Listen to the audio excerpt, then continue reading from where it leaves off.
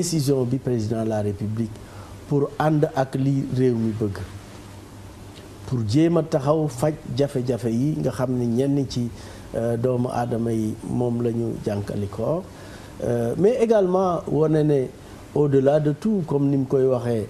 la patrie avant le parti donc dafay wane ne moom homme d'État la mënoon na sóoraale c'est vrai pour certains ne ñi ma àndal bu ma ko defee léegi si biir danañ ma mere Mbaye Ndiaye mii nga xam ne yàgg nañoo ànd homme de confiance parmi d'autres hommes de confiance et cetera mais loolu yëpp vraiment def ko teg ci suuf parce que réew mi ëpp doole Mbaye Ndiaye moo ëpp keneen je pense donc que cet élan-là de responsabilité d'assumer un destin national commun loolu danay forger la personnalité de l'homme d'État qu'est Macky Sall gën na tax réew mi am ci moom yaakaar gën na tax tey ku doon douter ne kii nitu parti la nga am conviction ne président Macky taxawaayam moo ëpp doole fuuf àndandoor wala responsable politique mais li mu gis tey mooy yaakaar bi plus de 65% population Sénégal wooteel ko moo tax nelewatul lu dul jéem a xool lan laa mën a def ba Sénégal gën a am jàmm gën a am fiix gën a am responsabilité. mais yow personnellement ni ñu ko Sénat bi ni ñu ko supprimer freiné wul sa ambition méttiwul la ni ñu supprimer Sénat bi nga xam ne peut-être nekkoon deuxième personnalité de l'État quand même pour un homme politique bu am envergure bi nga am on va pas cracher dessus. deuxième personnalité de l'État mu nga commencé ci ki nekk ci xolu président de la République mu am ci yow kóolute ak yaakaar. maa ngi sant suñu borom tabaaraka wa taala fii ma nekk fii ma président Macky Sall teg muy ministère de l'Intérieur wóor na ma ne c'est le cœur de l'État bu ma ko joxee amul tey responsabilité bu ko ëpp et ñaareel bi président Macky Sall je pense di ko soxal moo ma soxal man awma carrière personnelle bu may gérer ce n'est pas de carrière personnelle que je gère dama accompagner président Macky Sall pour mu atteindre objectif cible ak ambition bu mu am pour Sénégal moom bu réussir rek man réussir naa ak fu ma mën a nekk et looloo ma gën a soxal ne sama ambition personnelle awma carrière politique personnelle moom rek. maintenant Sénat bi xam nga ne déjà ba ñu commencé wax rek ne seen clé de répartition yi créé woon na fa ay bruit et que seen alliés yi waa Benno Bokk Yaakaar ba na si ñoo xam ne ñu ngi commencé woon di coupe yu mel noonu maintenant Sénat bi toxal nañ ko conseil économique et social fi mu ne mooy bonbon boo xam ne wala tàngal mante boo xam ne moo leen fi dese te boobu tamit gars yi ñu bëri yaakaar nañ ne ku Sénat bi rëcc foofu nga war a dugg ndax yéen wax commencé ngeen déjà di xool naka ngeen ni fexe ba caser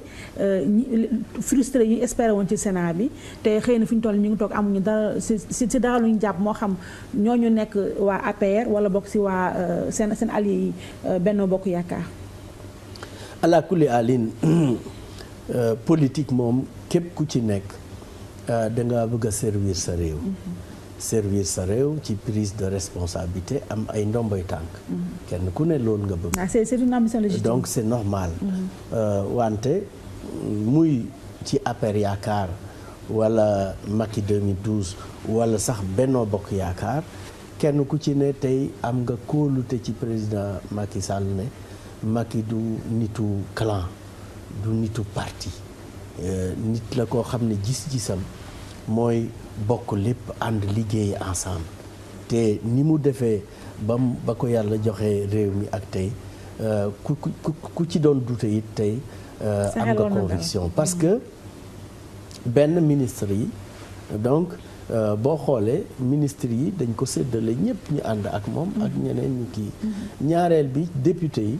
ci téeméeri député ak juróom fukk APR Yaakaar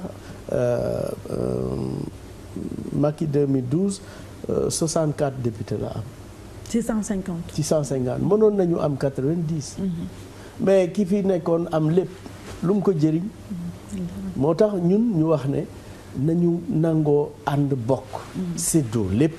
ku ne am responsabilité ñu téye ko amante kóolute ci suñu biir bon mais xam nga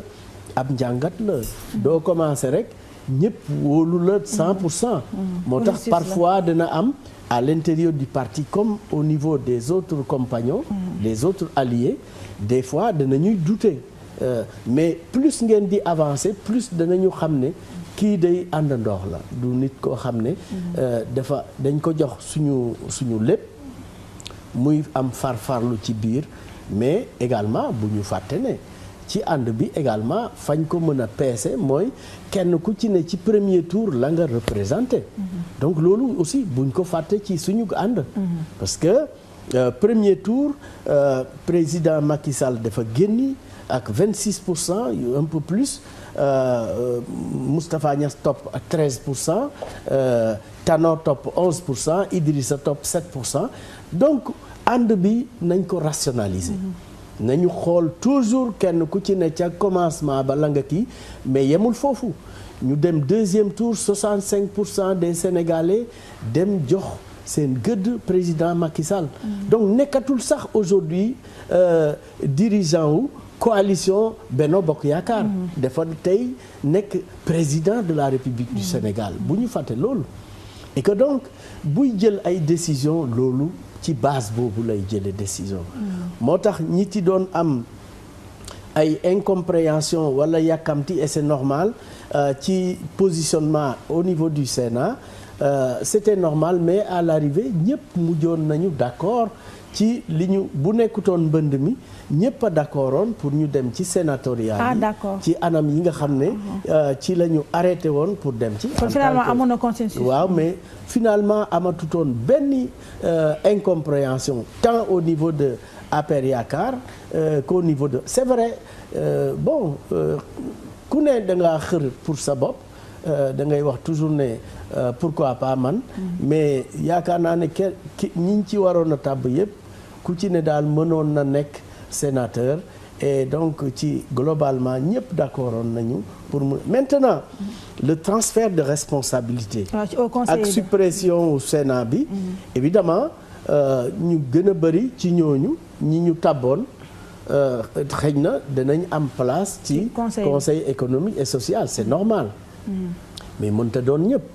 parce que conseil économique et social mënta absorber ñëpp ñi fa jógee xëy na ñeneen ñi danañ leen mën a responsabiliser ci yeneen structure de l'administration mais en tout état de cause politique du toujours ne rek dinaa am ndomboy tànk mbir mi aussi liggéey pour askan wi am jàmm pour que politique bi président de la République di tëral nekk politique boo xam ne fu sénégalais nekk sa njëriñ dana la fekk fa nga nekk yaakaar naa ne looloo tax ñu ànd di liggéey ensemble et que donc nañu continuer jox ko confiance dana taxawal tas na conseil économique et social donc loi dana ko tas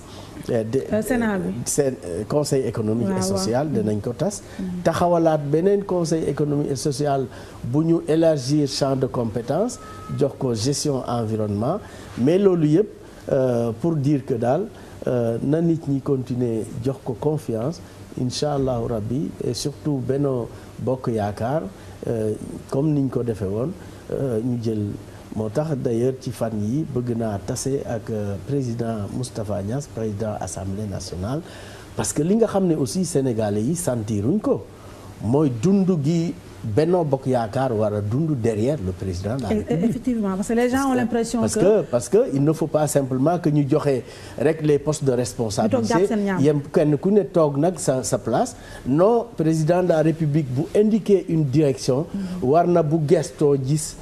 ci ginnaawam ci côtéem ci kanamam ses compagnons de lutte que constitue Benno Bokk Yaakaar danaa ci waxtaan incha allahu rabbi ci leader yi parce que mënoo nekk juge et partie président Macky moo nekk c'est vrai leader u Benno Bokk Yaakaar mais bu jëlee décision yaakaar naa ne ñeneen ñi war nañu quand même ci seen biir ñu daje waxtaan pour ne daal président direction bii nga jël mooy bu baax bi ñun ñëpp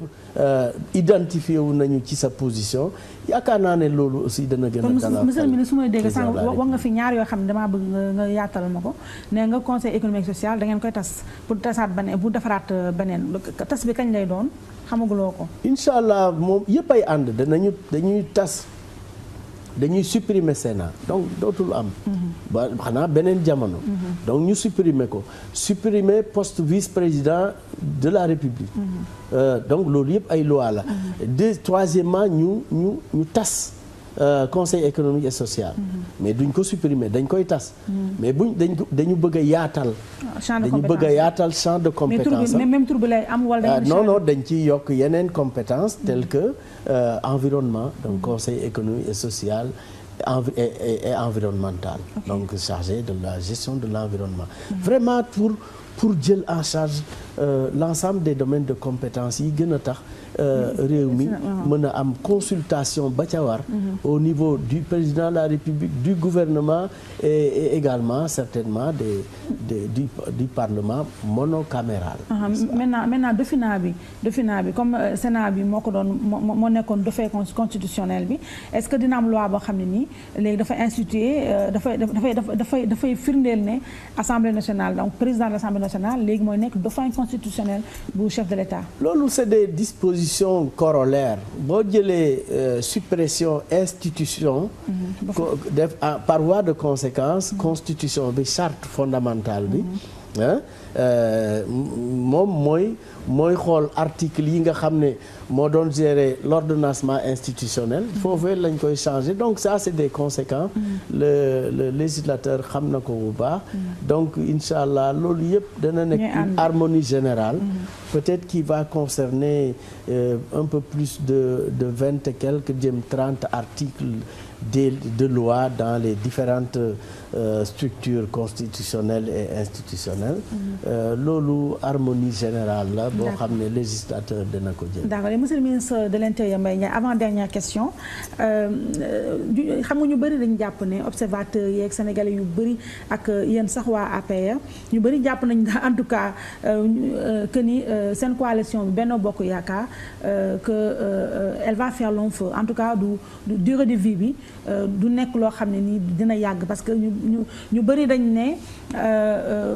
ñoom ay ñoom Moustapha Niasse ak ñoom Tanor bu doon seen yéene matoon na ñoom ñoo toog tey ci place su Macky Sall ci palais de la République donc ànd boobu mënul nekk ànd bu sincère et tamit comme ni nga waxee ñu bëri gi seetlu nañu tamit ne Macky Sall am na ay décisions yoo xam ne daf koy jël il est un peu seul ci